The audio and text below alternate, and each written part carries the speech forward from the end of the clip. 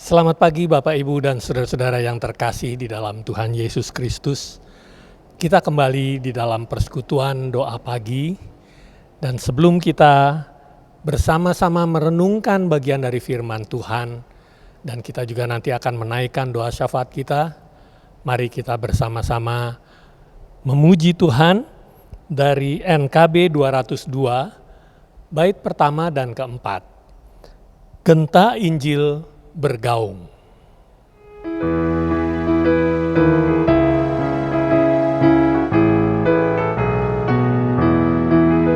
Genta Injil bergaung ke seluruh dunia, membawakan kabar selamat bagi umat manusia.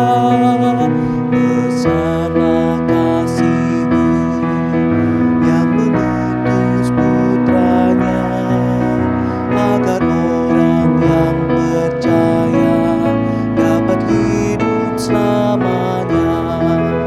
Suaranya bergema dalam dunia yang cemar. Injilnya memberi sukacita yang besar.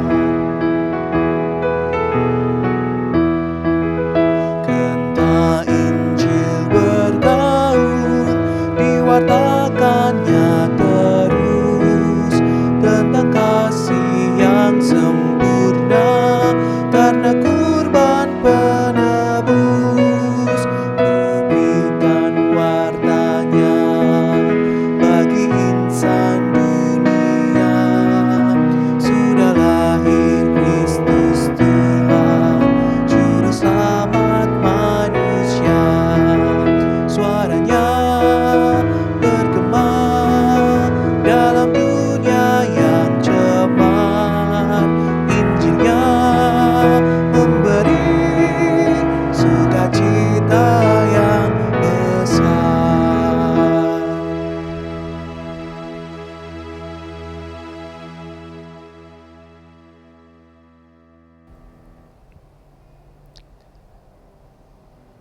Ya, sebelum kita mendengar firman Tuhan diberitakan dan disampaikan, mari kita bersama-sama berdoa. Mari kita berdoa. Bapa di dalam surga, kami mengucap syukur untuk kasih setiamu yang tiada putus-putusnya di dalam kehidupan kami. Pada saat ini ya Tuhan, di pagi hari yang cerah ini kami datang ke hadirat-Mu bersama-sama untuk membaca bagian dari firman-Mu dan juga merenungkannya. Kiranya Tuhan sendiri yang berbicara kepada kami, untuk kami boleh menjadi anak-anak Tuhan yang mempunyai rasa empati kepada orang-orang lain, secara khusus mereka yang belum mengenal Tuhan. Tuhan, pakailah hamba-Mu ini untuk menyampaikan kebenaran firman-Mu, dan berkatilah setiap kami, supaya kami boleh mengerti akan maksud dan rencana Tuhan di dalam kehidupan kami. Di dalam nama Tuhan kami Yesus Kristus, kami berdoa dan mengucap syukur. Amin. Bapak, Ibu, dan saudara-saudara yang terkasih di dalam Tuhan Yesus Kristus, pagi hari ini kita akan bersama-sama merenungkan firman Tuhan yang saya beri tema penginjilan dan Kristen Bunglon. Bapak, Ibu, dan saudara-saudara yang dikasihi Tuhan, bunglon adalah hewan reptil yang bisa berubah warna tubuh dan warna kulitnya menyesuaikan dengan lingkungan di sekitarnya. Tujuannya adalah untuk melindungi diri dari ancaman musuh atau lawannya, tetapi juga untuk menghindari serta mempertahankan diri dari ancaman lawannya yang ingin memangsanya. Kalau kita mendengar kata bunglon, pasti dalam benak Bapak, Ibu, dan saudara-saudara akan terpikir sesuatu yang negatif, sesuatu yang jelek, berubah-ubah, tidak punya pendirian, bahkan seringkali disebut pelin-pelan.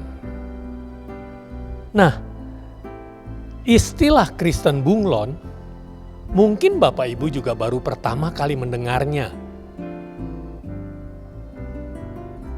Dan mungkin Bapak Ibu juga tidak mau kalau disebut Kristen bunglon, karena punya pemikiran, ada image di dalam diri bahwa bunglon itu negatif, bunglon itu jelek, tidak punya pendirian. Nah, pagi hari ini kita mau belajar dari Rasul Paulus. Dia yang mencetuskan ide Kristen bunglon. Dia yang mau mengubah pola pikir kita dari sesuatu yang negatif menjadi sesuatu yang positif. Nah, mari kita bersama-sama membaca bagian dari firman Tuhan dari surat Paulus kepada jemaat di Korintus. 1 Korintus pasal 9 ayat 19 sampai dengan 23. Beginilah firman Tuhan. Sungguh pun aku bebas terhadap semua orang. Aku menjadikan diriku hamba dari semua orang, supaya aku boleh memenangkan sebanyak mungkin orang. Demikianlah bagi orang Yahudi. Aku menjadi seperti orang Yahudi, supaya aku memenangkan orang-orang Yahudi. Bagi orang-orang yang hidup di bawah hukum Taurat, aku menjadi seperti orang yang hidup di bawah hukum Taurat. Sekalipun aku sendiri tidak hidup di bawah hukum Taurat, supaya aku memenangkan mereka yang hidup di bawah hukum Taurat.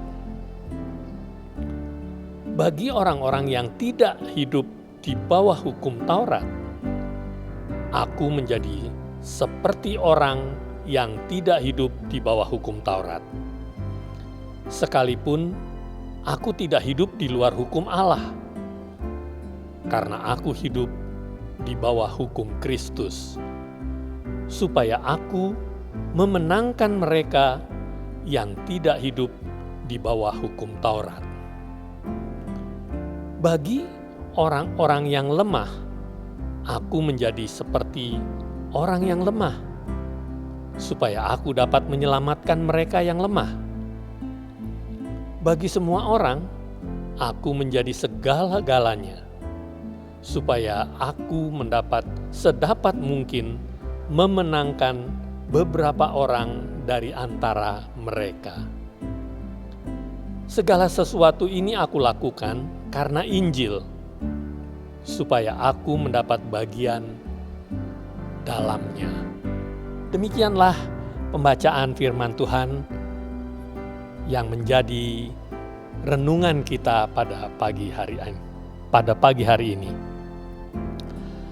Bapak dan Ibu serta saudara-saudara yang dikasihi Tuhan, Paulus adalah nama baru yang menjadi identitas Saulus setelah perjumpaan dan pengenalannya dengan Tuhan Yesus, yang telah mengubah hidupnya dari seorang penganiaya jemaat, penganiaya pengikut Kristus, menjadi seorang rasul. Bahkan kita tahu bahwa Rasul Paulus adalah rasul yang terbesar di sepanjang abad ini. Paulus atau nama Paulus itu berarti kecil, rendah hati. Paulus, nama ini adalah dalam bahasa Yunani. Sedangkan Saulus berarti besar, hebat, berkuasa. Dan ini nama dalam bahasa Ibrani yang biasa digunakan oleh orang-orang Yahudi.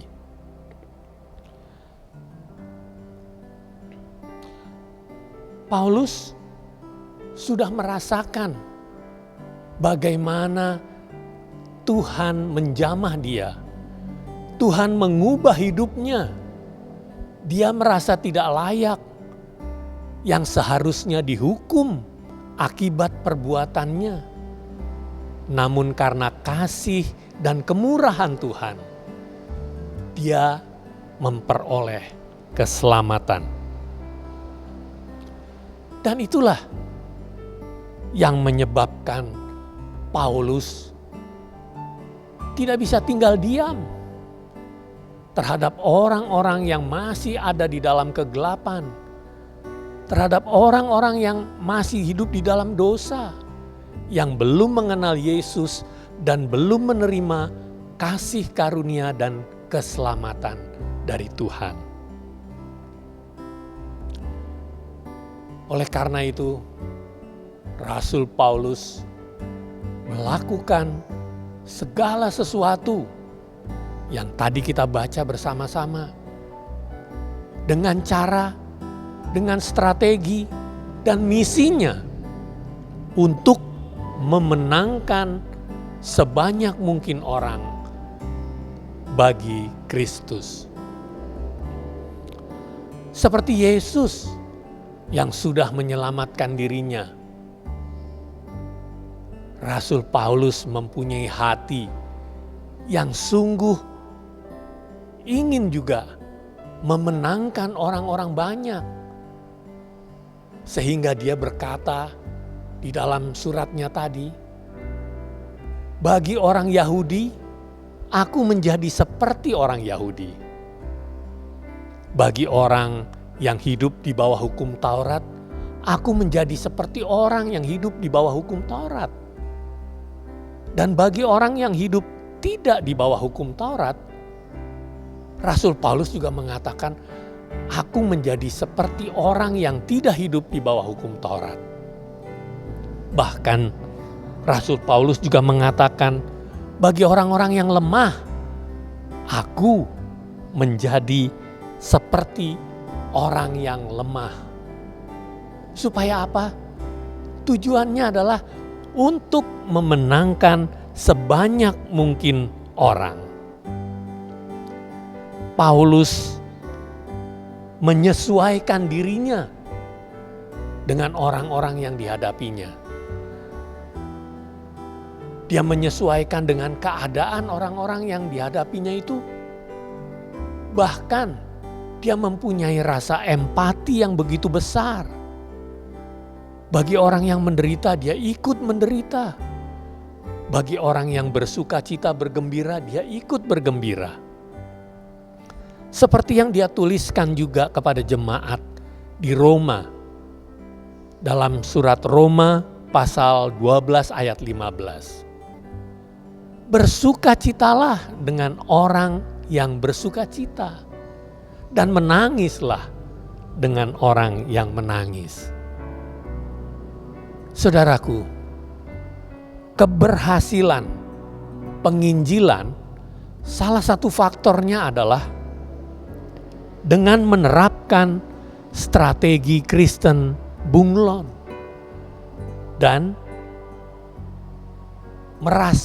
ikut merasakan apa yang dihadapi oleh orang-orang yang sedang dihadapinya atau yang sedang diinjilinya. Dengan memperhatikan budaya yang ada, aturan-aturan yang berlaku, yang turun-temurun. Paulus perhatikan itu. Sehingga ketika dia menyampaikan berita keselamatan, berita Injil, kabar sukacita itu, dia tidak ditolak.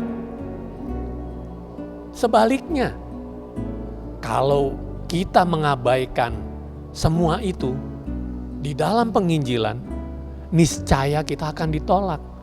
Karena kita membawa berita Injil keselamatan dengan cara kita, tetapi mengabaikan rasa empati dan hal-hal lain yang harusnya diperhatikan. Jadi wajar kalau terjadi penolakan. Tuhan Yesus juga sudah mengajarkan kepada kita, "Aku mengutus engkau seperti domba di tengah-tengah serigala. Oleh karena itu, hendaklah kamu cerdik seperti ular dan tulus seperti merpati." Ya, inilah yang menjadi teladan bagi Rasul Paulus di dalam penginjilannya. Jadi Rasul Paulus, dialah yang sudah mencetuskan istilah dan strategi Kristen bunglon untuk memenangkan sebanyak mungkin orang.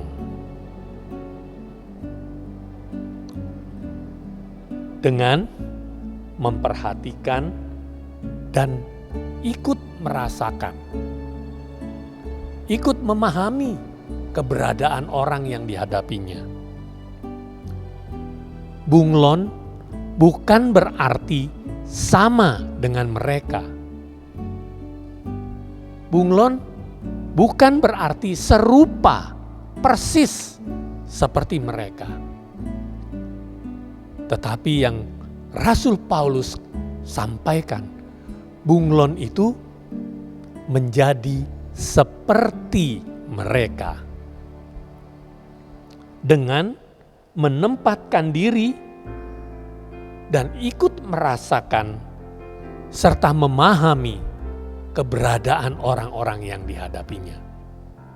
Sehingga hal ini menjadi jembatan bagi Rasul Paulus untuk mengabarkan Injil, dan ini bisa diterima oleh orang-orang yang dihadapinya. Saya teringat istilah bahasa Jawa, ngeli ning ora keli. Kita mencebur ke sungai tetapi tidak ikut terhanyut.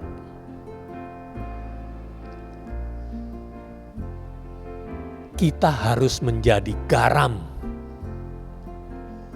yang memberi rasa asin kepada air yang garam itu dicelupkan. Ya, saudara-saudara yang dikasihi Tuhan, inilah karakter yang Rasul Paulus belajar dari Yesus sendiri, dari Tuhan Yesus, sehingga ia dapat memenangkan sebanyak mungkin orang di dalam penginjilannya. Ya, dengan cara, strategi, dan misi yang disampaikan oleh Rasul Paulus untuk memenangkan sebanyak mungkin orang. Jangan malu jika kita disebut Kristen bunglon. Tuhan akan memampukan saudara dan memberkati saudara untuk memenangkan sebanyak mungkin orang. Seperti yang Tuhan sendiri sudah amanatkan di dalam amanat agung yang tertulis di dalam Matius 28 ayat 19 dan 20. Karena itu, pergilah, jadikanlah semua bangsa muridku, dan baptislah mereka dalam nama Bapa dan Anak dan Roh Kudus. Dan ajarlah mereka melakukan segala sesuatu yang telah kuperintahkan kepadamu.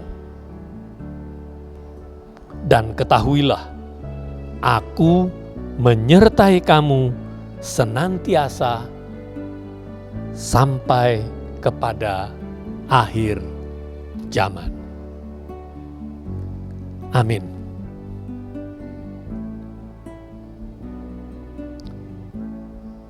Mari Bapak Ibu, kita bersama-sama menaikkan doa-doa syafaat kita dan pergumulan-pergumulan kita semua.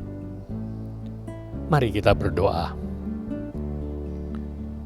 Bapa di dalam surga, sungguh kami bersyukur ya Tuhan, ketika Tuhan membukakan kebenaran firman-Mu, sehingga Tuhan mengubahkan cara berpikir kami ketika kami menganggap bahwa bunglon itu sesuatu yang negatif, sesuatu yang jelek. Tetapi kami boleh belajar dari Rasul Paulus yang mengajarkan kepada kami, dan sebagai pencetus Kristen bunglon, di mana dia menyesuaikan diri dengan lingkungannya di mana dia berada, dengan tujuan untuk memenangkan mereka bagi Kristus. Tuhan, terima kasih untuk firman-Mu, untuk renungan yang boleh kami dengar pada pagi hari ini.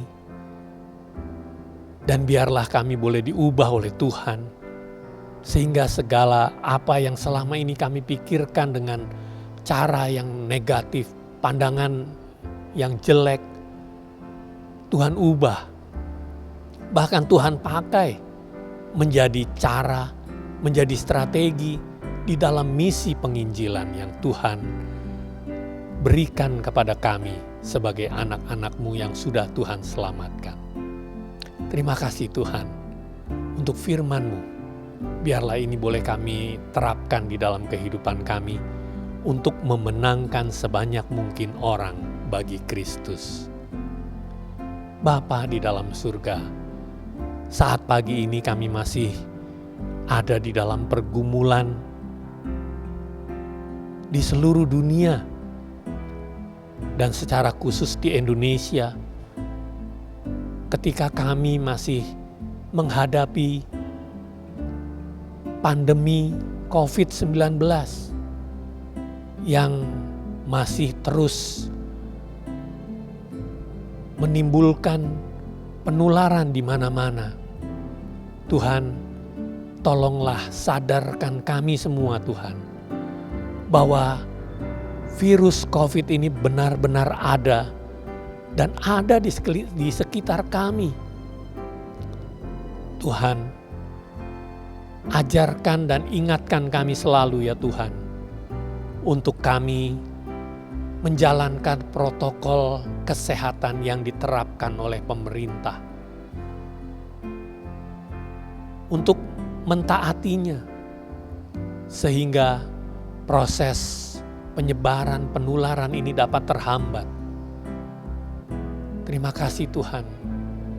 Janganlah orang-orang menganggap enteng semuanya ini, tapi biarlah mereka disadarkan. Mereka juga boleh melihat kenyataan bahwa di sekeliling mereka mungkin juga salah seorang dari orang-orang yang mereka kasihi yang terpapar, bahkan ada yang meninggal dunia. Tuhan, ingatkanlah kami Tuhan untuk melaksanakannya dengan baik. Dan kami juga bersyukur ya Tuhan, usaha dan upaya pemerintah untuk melaksanakan program vaksinasi dan sudah dilaksanakan dan terus akan dilaksanakan dan diterapkan kepada semua masyarakat. Tuhan, tolonglah supaya pengadaan vaksin dan produksi vaksin di Indonesia juga oleh Bio Farma dapat berjalan dengan lancar, dengan baik, dan dapat diaplikasikan dan memberikan imunitas yang tinggi bagi orang-orang yang sudah divaksinasi, sehingga penyebaran COVID-19 ini dapat terhambat dan terhenti. Terima kasih Tuhan. Banyak juga di antara saudara-saudara kami, orang-orang terdekat dengan kami yang terpapar. Tolonglah mereka ya Tuhan, supaya mereka dipulihkan, dikuatkan, dan disembuhkan. Terima kasih Tuhan untuk semua yang sudah Tuhan berikan di dalam kehidupan kami. Kami juga saat ini berdoa ya Tuhan, untuk semua kegiatan yang terhambat, terganggu, untuk aktivitas pertemuan-pertemuan, baik itu di kantor, di sekolah, di tempat kerja yang lainnya, ataupun rapat-rapat, semuanya dapat dilakukan secara online. Demikian juga dengan ibadah dan persekutuan-persekutuan yang biasa diselenggarakan oleh gereja. Biarlah semua ini dapat dilakukan secara online, dan kami juga tetap sungguh diberkati oleh Tuhan. Bapa di dalam surga, berkati setiap orang yang terlibat di dalam penyelenggaraan ibadah, persekutuan online. Biarlah Tuhan berikan mereka kesehatan, kekuatan, supaya mereka dapat melakukannya dengan baik seturut dengan kehendak-Mu, dan memberkati jemaat-Mu yang rindu untuk bersekutu. Terima kasih Tuhan, masih banyak yang ingin kami doakan ya Tuhan. Sebentar lagi kami juga akan memasuki Rabu Abu Tuhan, rangkaian Paskah. Oh Tuhan, kami sangat rindu untuk bersekutu di dalam ibadah onsite. Dan biarlah Tuhan sendiri yang memberikan kesempatan itu dengan redanya atau terhambatnya virus COVID, sehingga kami dengan leluasa dapat beribadah, berbakti, memuji, memuliakan Tuhan secara onsite. Terima kasih Tuhan, masih banyak pergumulan dan doa-doa yang ingin kami naikkan ya Tuhan. Engkau tahu segala kelemahan dan pergumulan kami, segala sakit, penyakit, permasalahan ekonomi yang terjadi akibat dari pandemi COVID ini juga Tuhan. Mungkin banyak di antara mereka juga yang terkena PHK atau pengurangan gaji. Tuhan, Engkau yang menolong, mencari jalan dan memberi jalan keluar buat mereka. Terima kasih Tuhan untuk semuanya. Dengarlah doa kami Tuhan, yang kami naikkan hanya di dalam nama Tuhan kami Yesus Kristus. Amin.